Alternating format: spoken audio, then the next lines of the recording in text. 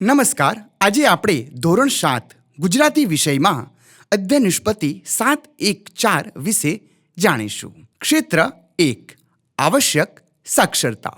અધ્યય નિષ્પત્તિ 7.1.4 મુજબ બાળકો વિવિધ ભાષા સ્વરૂપોનું શ્રવણ અને કથન કરે છે.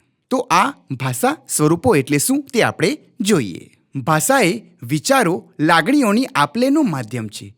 તેથી ભાષાકીય વ્યવહાર નિશ્ચિત છે. એક છેડે ભાષા દ્વારા વ્યવહાર, વિચાર પ્રગટ કરનાર વ્યક્તિ છે, તો બીજા છેડે એને સાંભળનાર, ગ્રહણ કરનાર વ્યક્તિ છે. આપણે વર્ગખંડમાં બાળકો સમક્ષ કોઈ પણ કવિ કે લેખકનો પરિચય કરીશું, કાવ્યનું પઠન કરીશું કે કોઈ પણ પાઠનું પઠન કરીશું અને બાળકો એને ધ્યાનથી સાંભળશે, એને શ્રવણ કરશે.